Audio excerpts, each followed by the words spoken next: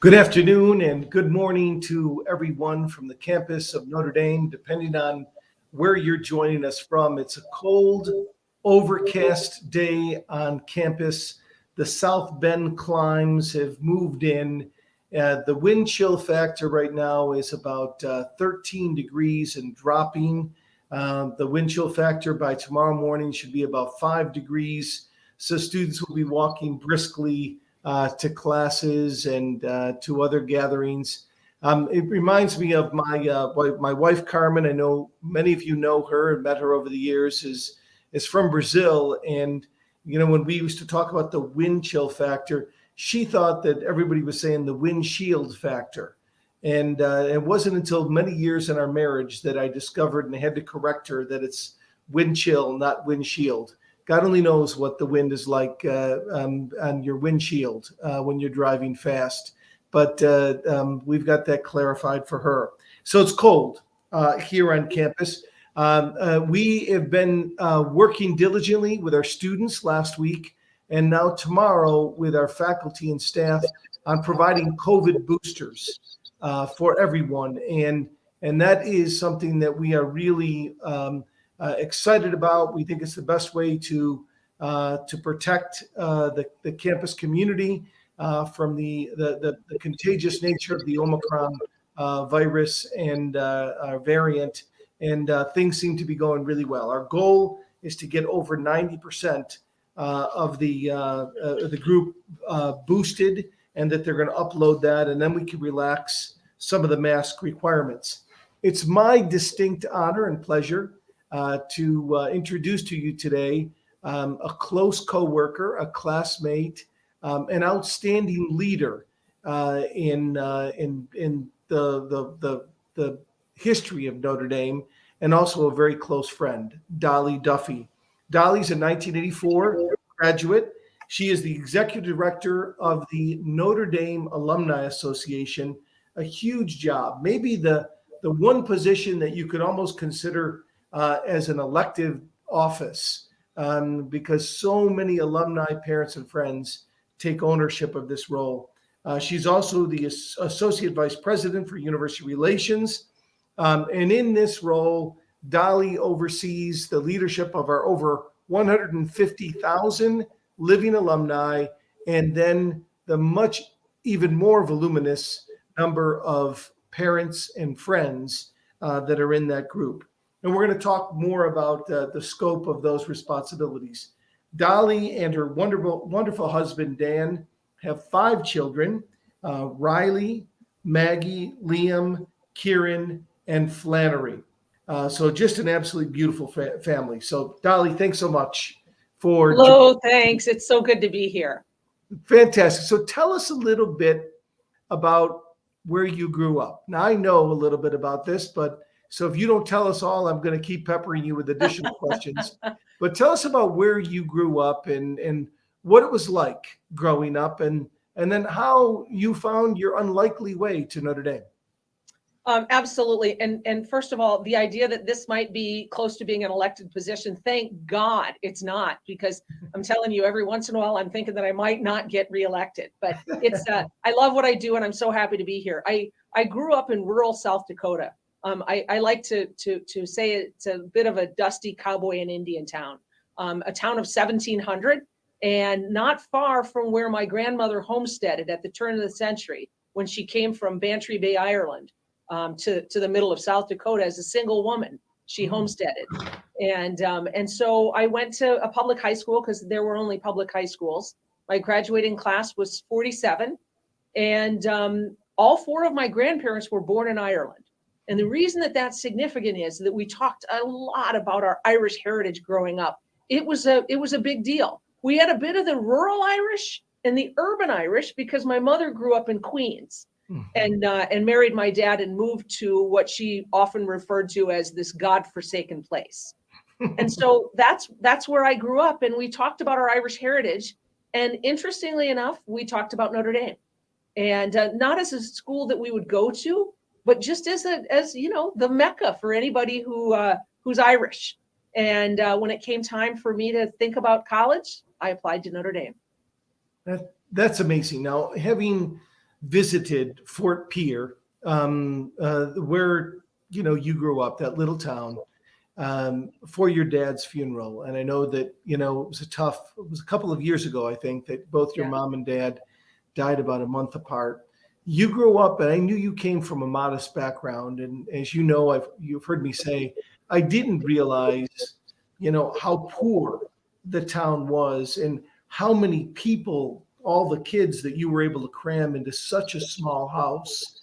I kind of found my mouth fall agape and was like, wow. And I'll never forget your younger sister who followed you to Notre Dame.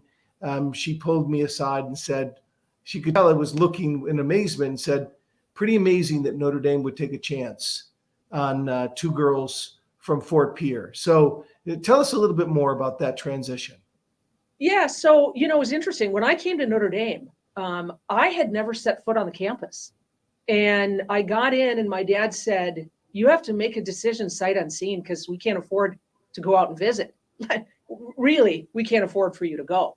Mm-hmm. And at that time, if you remember, there really was not a lot of financial aid. Right. And I said, having really no idea what I was saying, I said, Dad, just let me go for 1 year and then I'll come home. I need to go for 1 year so that I can know what it's about, what this place called Notre Dame is all about. And then I'll come home. Of course, I look back now and I can barely stop laughing at myself that I actually thought I'd go for a year and that anybody would have pried me out of this school.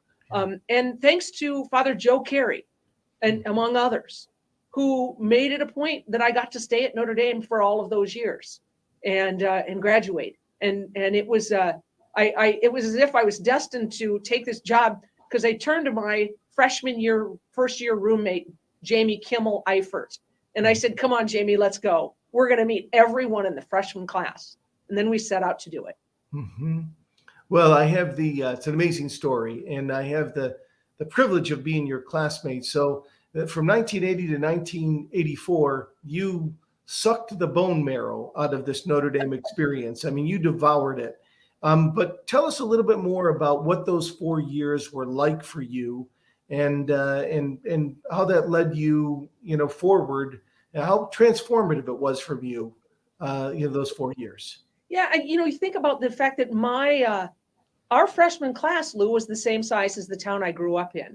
But having been in Fort Pierre, very different when it comes to the surroundings, the people, all of it.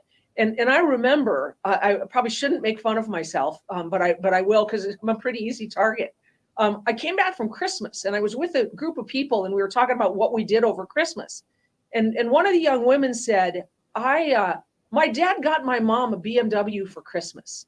Now I'm 19 years old. And I said, what's a BMW?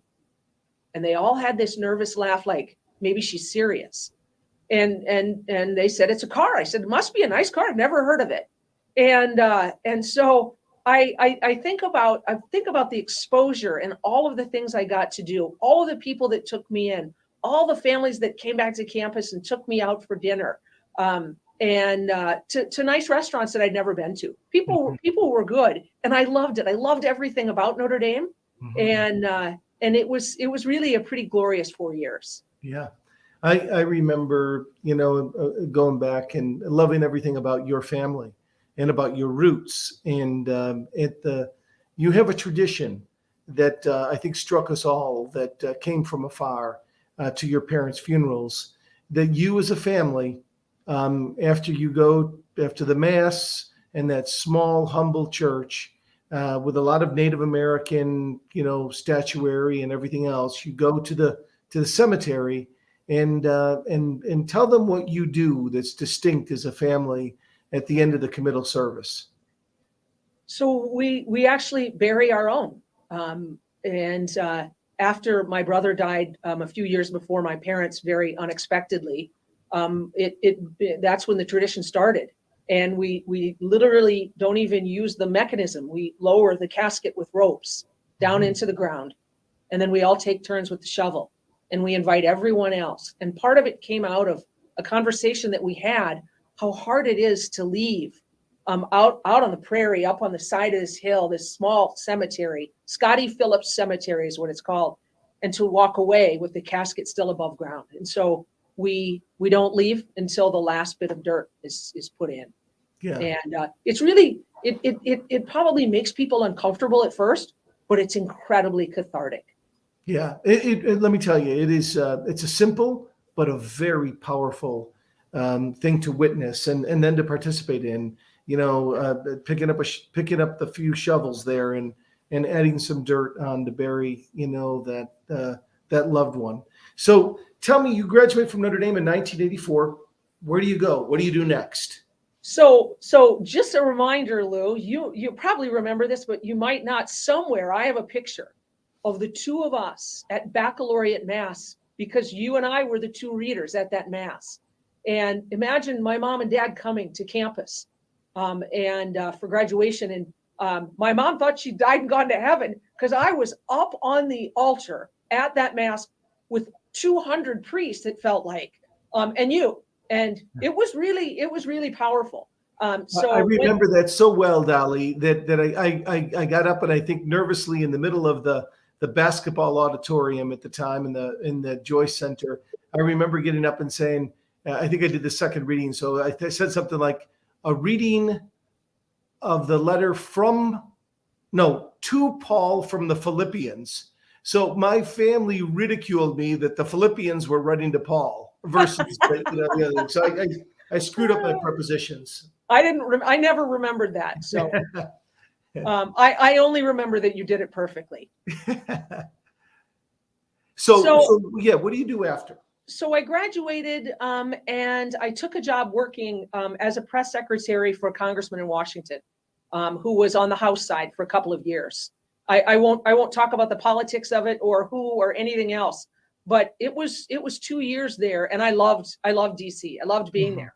And I didn't stay longer because my heart was somewhere else, and I was dating the person that's now my husband, and I had to figure this relationship out. So I left Washington to go to Kansas City, and fortunately it worked out. And then you and your husband began a company together. Tell us a little bit about that, because I know you were so generous giving back, some products from that company to Notre Dame. Yeah, it was, I knew nothing about business, but Dan always wanted to own his own business. Yeah. And neither of us came from much. So it was kind of a hard-earned thing in a company we ran together for 18 years.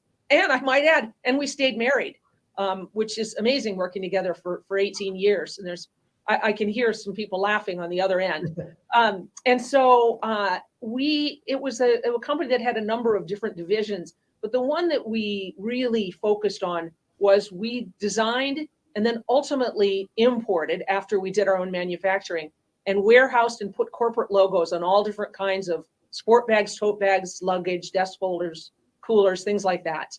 It was great fun. We just had such a great time. And throughout all of it, we had the 5 children, so they kind of, were just down the street from it. It was definitely part of the family. So what brought you back to Notre Dame? And you've been at Notre Dame now 13 years, working in the Alumni Association, 3 years apprenticing under the legendary Chuck Lennon, God rest his soul, and then 10 years now, believe it or not, a decade as executive director of, as you always say, your Notre Dame Alumni Association. Yeah, I always remind people it's theirs. It's their association. What brought me back was you, to be quite honest. You called me first and you said, just hear me out. And you had a great pitch, and you said the timing's right for your children. Your youngest is going into kindergarten. Your oldest will be a freshman in high school. This will be a good place for them. And then Chuck Lennon called, and in the end, it was a great move. And what I will say, it was a huge sacrifice for my husband, who said, "Hey, you moved a couple times for me. Now it's my turn to move for you." Mm-hmm. And so I think we should make this move and do this. Yeah, fantastic. Now, Dolly, you were, among the pioneers of women. When you started here in 1980, Notre Dame had only been co-ed for 8 years in essence. at least at the undergraduate level. And I don't know what the percentage of women were when we began, but I think it was somewhere in the 20 percentile range or so. And we are celebrating this year the 50th anniversary in 2022 of women undergraduate students at Notre Dame.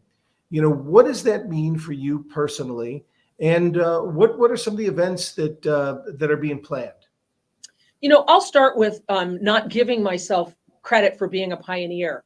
And because I think that there's a group of women that came before me that were the true pioneers. It was that first class and that second class who came when it was really hard. And people didn't want women here yet. Father Ted did. But there were a lot of people that it took a little bit longer. And so I have a great deal of admiration for the women that came before me, who came onto this campus and were incredibly brave souls. And so I would have been the next round, which wasn't nearly as hard. And plus, I grew up in a family with one sister and four brothers, and that was a little like the ratio when I got here. So it felt natural. It never didn't feel like a welcoming place for a woman in 1980.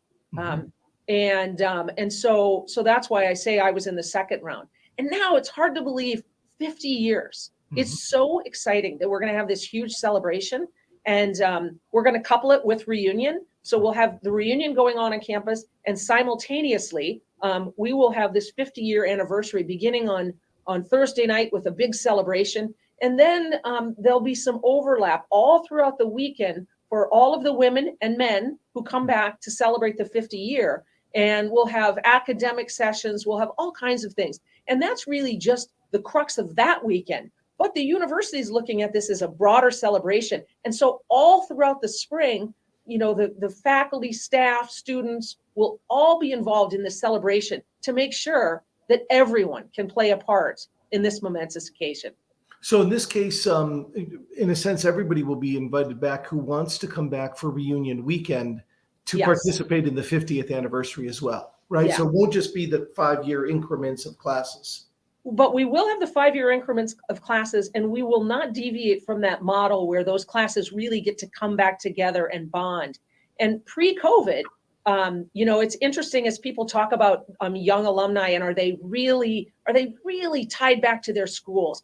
Do they really want to be alums? Do they want to be a part of it? And I would say at Notre Dame, it is that and more. And so for the 5 years pre-COVID, our 5-year class broke a record every single year of the year before in the number of students that came back or the number of alums that came back to celebrate their 5-year. It's so much fun. Let me just say, I'll never forget going over to North Dining Hall where all of the 5-year, and they encompassed all of it because there were 500 and some plus their guests.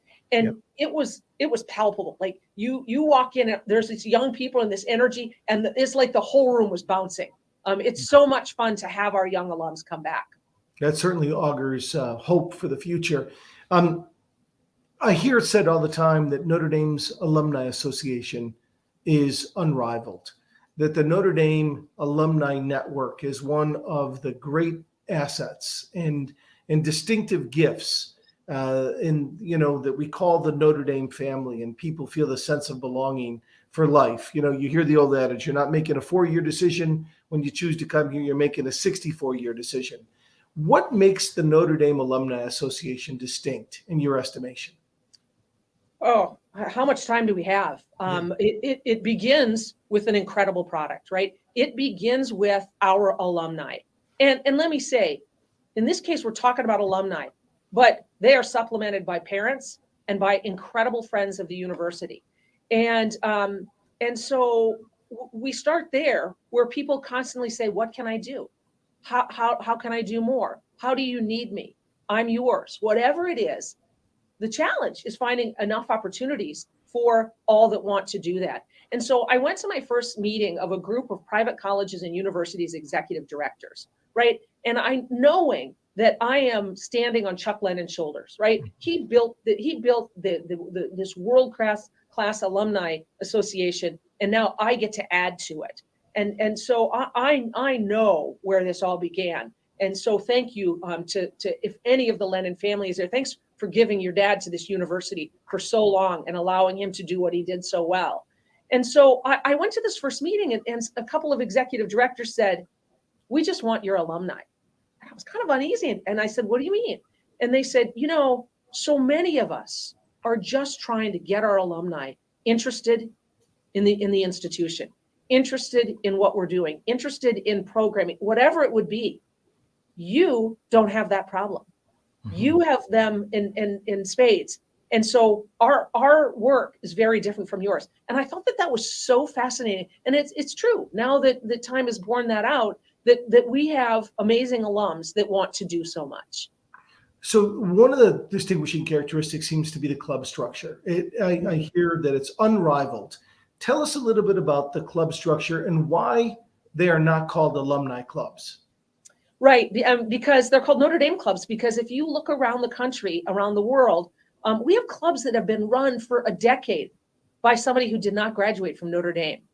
And we are so blessed by that. The Gettysburg Club is often the one that I talk about, because about 90% of that club is all non-alums, but they're passionate about Notre Dame, and they give back in the name of Notre Dame, and they do so much for this institution, and they come back to campus. So that's why we call them Notre Dame clubs and not alumni clubs. There are about 220 domestically, roughly 50 international clubs all over, and it's more than twice the next size down of any institution.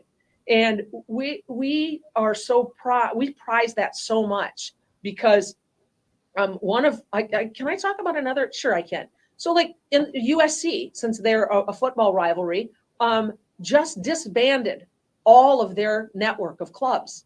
I can't imagine how we'd function without our clubs. Mm-hmm. And our clubs, do so much. We have something we call the 6 C's, and I'll always forget one, but it's current students and camaraderie and Catholic Christian spirituality, and you go down the list, right? But one of the things that is so amazing about our clubs have, I'm going to make sure I get the number right, invested at the university, $176 million that they draw from to give scholarships to students. That in the last year, and it'll continue to grow, because obviously we have an amazing investment staff that has done really well. And so $6.5 million is awarded every year to needy students from clubs all around the country. 165 clubs have their money invested. To give you some idea, Lou, you know this, we've talked about it. The scope of this is that this was a few years ago. It's going to change dramatically when the numbers come out in February. If our clubs seceded from Notre Dame, by the way, they can't, and I wouldn't suggest it, but if they did, they would be the 382nd largest endowment in all of higher ed. Mm-hmm. Yeah, that's amazing. That's amazing. And Dolly, these clubs do so many things. That there's a kind of a ritual to it, right? They welcome and provide send-offs for new students. They host a UND celebration each year where there's kind of an ambassador from the university that goes out and gives kind of a state of the university and receives questions. They do service projects. They host students, summer service students, to do service in their local areas, and much, much more. That too much to mention. But so tell much us about some of the other functions of the Alumni Association. ThinkND is one thing that just blows me away. Talk to us a little bit about the many dimensions of that. Yeah, so ThinkND encompasses so much, but just for starters, that we have over 100,000 people that every day of the year receive the gospel reflection that is done by an alum, a priest, a student, a parent, a friend, every day, a different reflection, and over 100,000 people. And those are not people that we bought lists for. Those are people that said, pick me, sign me up, I want to get it. Or my mother'd like to get it. And so, as you know, the open rate on that is amazing. And so you also did, through ThinkND, you recently did an Advent series of sacred places at Notre Dame. Yes, we did. The viewership was extraordinary. Tell us a little bit about that. Oh, I just love the sacred places. We've done it for 3 years. And this year, and you'd think after 3 years that you'd run out of places, but boy, there's a lot of sacred places here at Notre Dame. Little nooks, corners, benches, a view across the lake, you name it. And so in the 21, I think it's 21 days of Advent this year, we had over 425,000 views of people's sacred places, whether it be Marcus Freeman, our new football coach's God Country, Notre Dame, East Nave of the Basilica, talking about what that means to him, to another student that talked about, a stained glass window, somebody else who talked about Shannon Cullinan, I remember a couple of years ago, talked about his father's bench, and every place in between. And so it's it comes out, we actually text it, but you can get it in a number of different places. And we're told, one of my favorites was this year, Doug Marsh did his sacred place. And given that he is the architect of so many of the sacred places here on campus, it was only fitting. But he left the taping and they came back in and he said, Dolly, let's keep this quiet. It's a surprise for Pam, his wife. She watches this every day. And so he was so excited. And so we have a lot of people who wait if they do one and watch it with their families. So it's a really great, and if you think about it, and we're toying with the idea, we all have sacred places, right? We talk about South Dakota. When I go back, there's this route up in the hills where my dad used to go, where he had a couple of horses, and I walk it every single time because it's just where I feel a real sense of the sacred. And everyone, I'm guessing, here has somewhere in their town, in their home, somewhere that's sacred. And so it's incumbent upon us to take Notre Dame out there, but to try to bring all of that back to Notre Dame. And so we do it with all kinds of different ways when it comes to. And so Lou, just one more. I know we might be running low on time, but I actually pulled one. So we do quarterly prayer services at the Grotto. Yeah, and that's what I was going to say. This is one of my favorite moments of the entire year on campus, is to participate in these quarterly prayer services. So tell us more about that. Well, the one that I wanted to mention is one that we did when we do every year for All Souls Day. And we have anywhere from 6,000 to 7,000 prayers submitted. And just to give people an idea, we all go down to the Grotto. And Lou, I give you a lot of credit. You are faithfully there, whether it's 100 degrees or 0. And we pray the rosary together. And then the stack of prayers is all printed out, single line, front and back. And everybody takes some of these prayers and they kneel down, they sit down, and they pray these prayers to themselves, reading every single one, so that we can pray essentially on behalf of whoever submitted that prayer to make sure their loved ones are prayed for at the Grotto. And some of them just have a name, but sometimes people say, prayers for my father, who passed away just 2 weeks ago. My father worked hard all his life and loved that I attended Notre Dame and loved going to Notre Dame football games.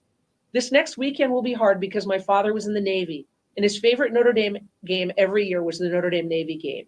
He still cheered for Notre Dame to win, but he always loved the rivalry and support between the two schools. And that was the prayer.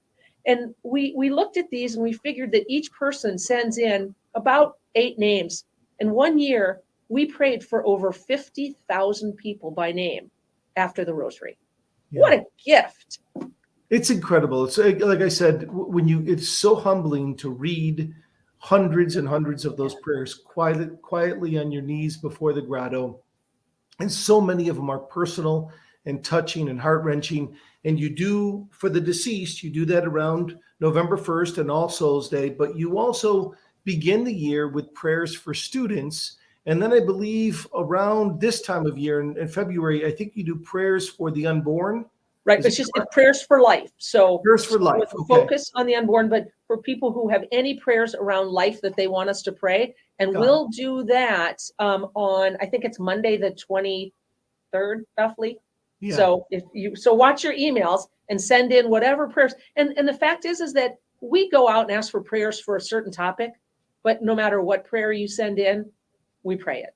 Yeah, and every day, correct? Yep, You have people who send in prayers through ThinkND, and tell them you have a staff person or a couple yep, of staff we people. do. Yeah, And it grew so much that we have enlisted a few people who pray those prayers, and we physically take the prayers to the grotto and pray them every every day. day, every Yeah, day. every day. And then we leave them at the grotto as if to have a physical, tangible reminder that we're at the grotto on behalf of whoever sent the prayer.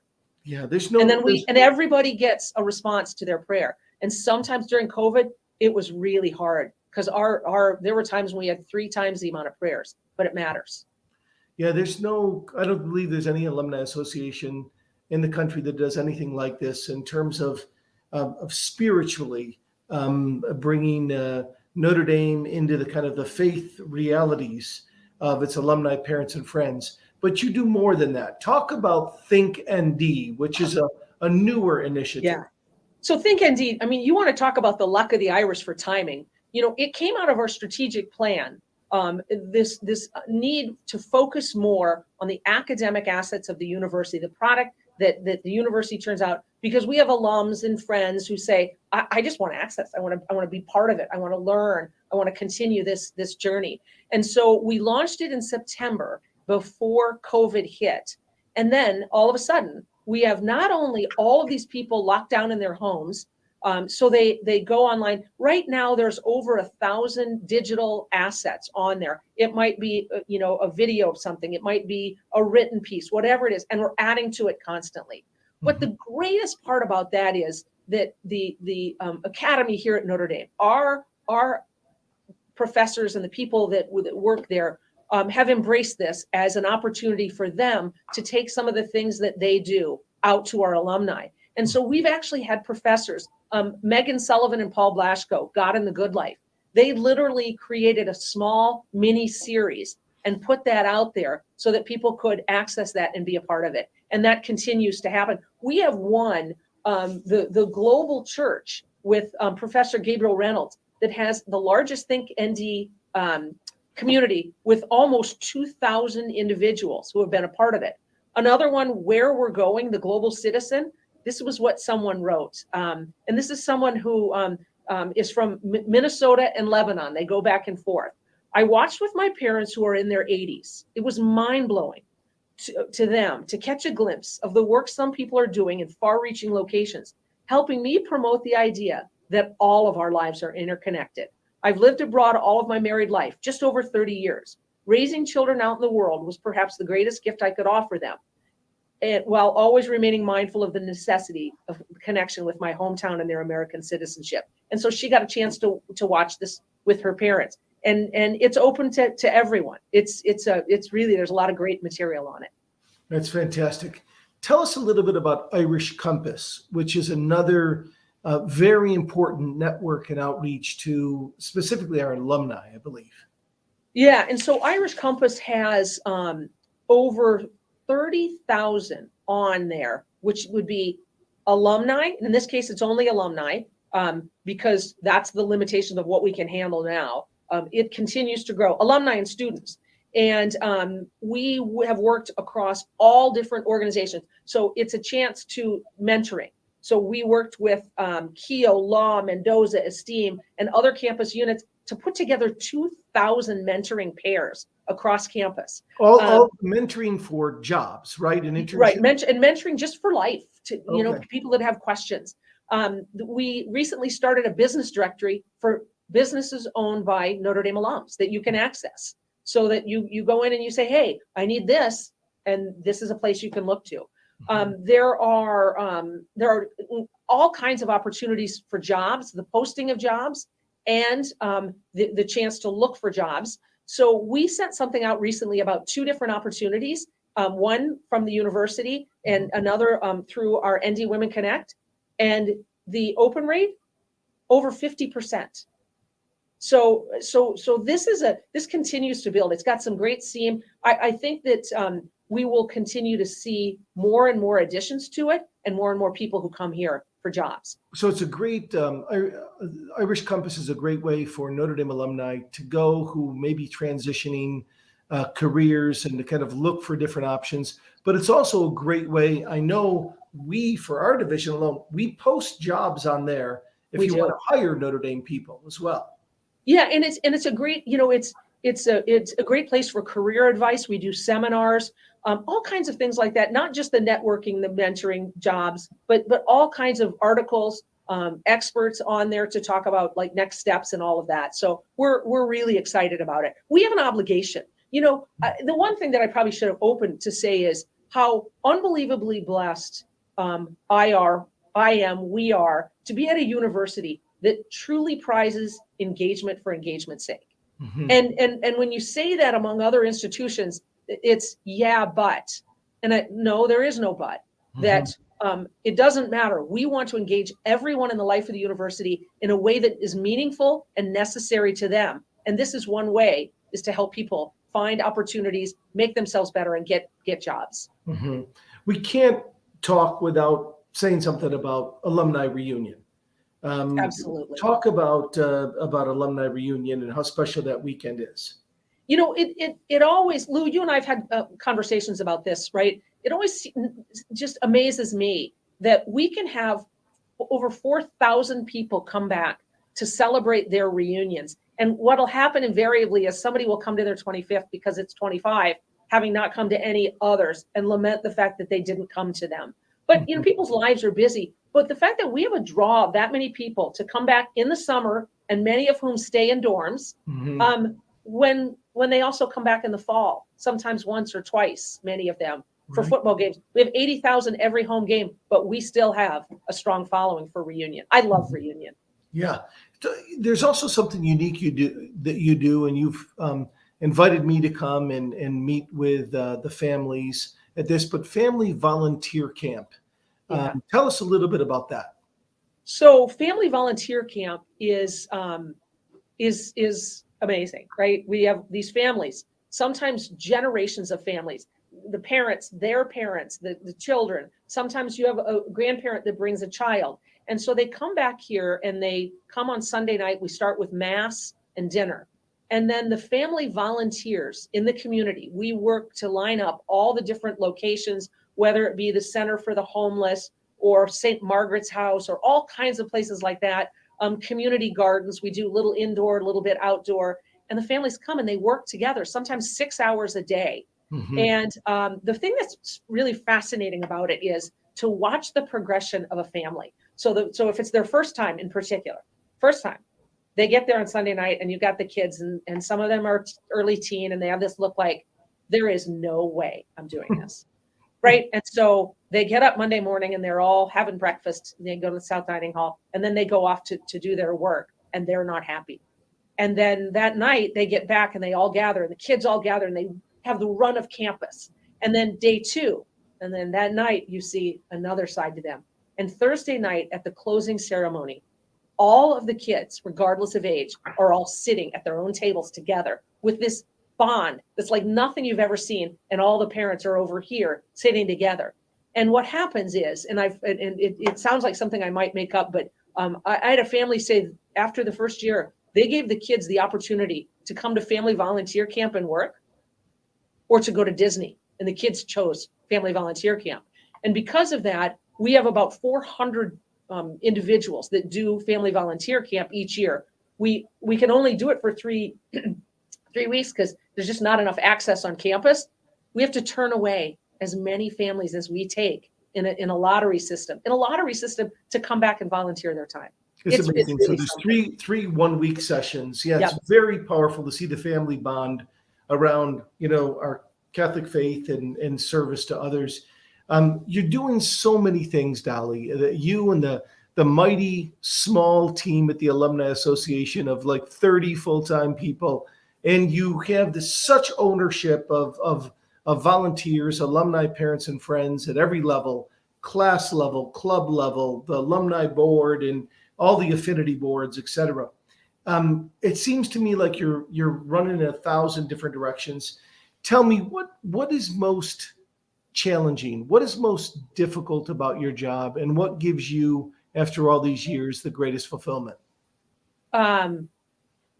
So people ask me all the time, what's your favorite part about the job, right? And I will tell you, it is the team that resides here at the Alumni Association that works here because they'll do whatever it takes and they put in long hours. They're talented, they're creative, and you've got somebody who works with clubs and somebody over here who works with special events and someone over here that's in marketing. And so all of these that could be so quickly siloed, and there's not a thing that comes up, not an opportunity that doesn't present itself where everybody doesn't pitch in. It's a really beautiful group of people that make this happen. And so that's my favorite part. And then, I'm telling you, COVID has been really long. It's all of you. It's our alumni parents and friends. It's being with you. It's hugging everyone. It's, football Fridays. It's going out to UND celebrations. It's all of that.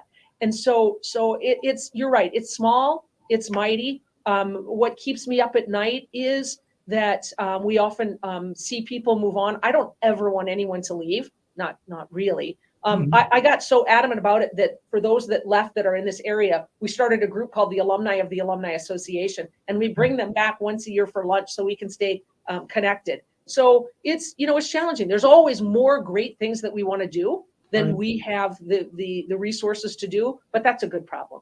Yeah. So as we wrap things up, Dolly, any parting words of wisdom, anything that you'd like to leave in the kind of viewers' minds about the Alumni Association, about your view of the university, any parting words of wisdom? Yeah, because you know what? We are just all of you, right? We're the Alumni Association representing you. And so my parting words would be thank you. Thank you for your unending love. Thank you for your support. Thanks for your cheering. Thanks for the kind words. Thanks for the beautiful emails. Because we're only as good as you all are. And if that's the case, dang, we're really good because you are. Yeah. So thank you. Well, thank you, Dolly. Your energy is infectious. You've always been never turning down a trip to be out and visit our alumni parents and friends wherever, including all the global clubs and the outreach efforts and the travel program. There's so much we didn't talk about around the world. If somebody wanted to find out more about the programs or sign up for anything that you mentioned there, what website would they go to? Well, they go to mynd.edu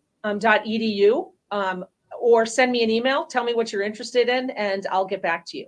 Okay. And in closing, in closing, what I also want to say is a huge thanks to my husband, Dan, and my 5 children, because without them, I never could have done this, and I never could have been as present in this job without their love and support. Well, let me echo your thanks to them because you're doing a phenomenal job on behalf of the university and on behalf of our alumni parents and friends. And I really do think that we have by far the best alumni association in the country. And many people use their alumni associations just as a vehicle to get more donations. But you have kind of kept the alumni association there for engagement's sake. And I'm really proud of the efforts that you guys are doing through ThinkND and ThinkND and Alumni Reunion and, the Irish Compass and so much more. So thank you, Dolly, for your leadership. And thanks for your support. Yeah, as we always do, let's bring our time together with a close. And we ask you all in your workplaces and homes to just join us with a prayer to Our Lady. Hail Mary, full of grace, the Lord is with thee. Blessed art thou among women, and blessed is the fruit of thy womb, Jesus. Holy Mary, Mother of God, pray for us sinners, now and at the hour of our death. Amen. Thank you again, Dolly. Take care, everyone. God bless, and go Irish.